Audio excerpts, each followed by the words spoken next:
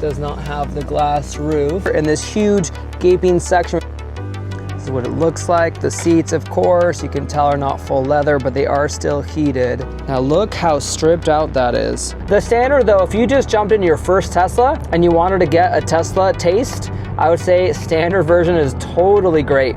All right, so here you can see we've got the standard variant, no light bar. Now a couple things that you'll notice right off the bat is this. You've got the manual seat adjustments. If you want to put the seat back or front, of course, if you want to change the direction of it. Pretty interesting. Same thing we'll notice right there and right there. And of course, you can also change the mirrors. It does have the manual section for you to be able to change the steering wheel if you want to right here. Kind of interesting. Of course, it is the standard variant. Another thing that you'll notice, of course, that there is no glass roof like you would normally see on most Tesla Model Ys. And very interesting. You can also notice, of course, the seats right here do have the cloth section, does not have any leather right there. Although they are still heated, we can see right there, but they are not air conditioned. So just the heating element, that's all that you have going. Now we do also recognize right here, it is the cloth. It does not have that long strip of LED that we're used to in most of the other models because it is the standard version. The sound system does not sound as well, but of course you can still change. You can even see right here on the picture, it does have right there the cloth seats, but still pretty good sound. Definitely missing the subwoofer.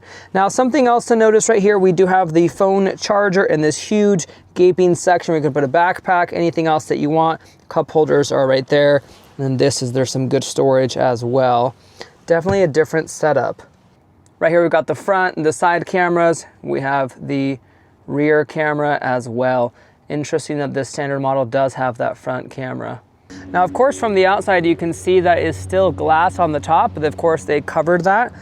Now we have the different headlights there. Normally you'd see the headlight all the way through, but this one just has those nice strips. It still looks good in my opinion. There is that front camera. Take a look at the front.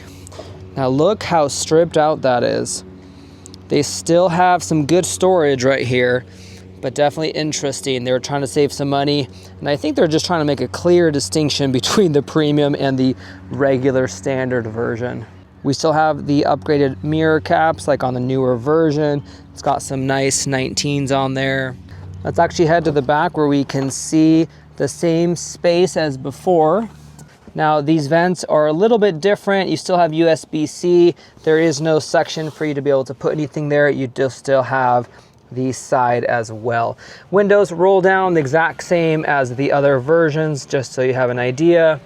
Now if you pull on this lever, you'll see it actually brings down the entire thing, giving you other cup holders, kind of a unique thing. Still has a pass-through for skis or anything else that you may want. These seats are still also reclinable, but they have a manual latch compared to the one that has the back and it has the button. Very interesting and still useful. So that's how it sits, and you can still recline it. Let's take a look at the rear. We've got these tail lights. Does not have that full strip like we're used to. Still a dual motor, still nice and peppy. Take a look at the trunk. Still have plenty of space. Sub trunk, the side sections, and you also still have that other back section as well. So as you know, Model Ys have some really well thought out space. Of course, we don't have the automatic buttons as we saw. They do have the manual release to be able to put those seats down if you'd like. And then of course, you go forward and it puts you into drive, and you go that way to reverse. One thing that's really nice about that front camera is to see if maybe you're gonna hit a speed bump. Or another great feature about that front camera is if you feel like you're gonna get too close to the curb here, it's giving me a warning and stop. It gives me stop and it tells me we're too close. Let's back up. It gives me the rear by default, and I think when I just go into drive, it does just give me that front camera immediately by default, which is really nice.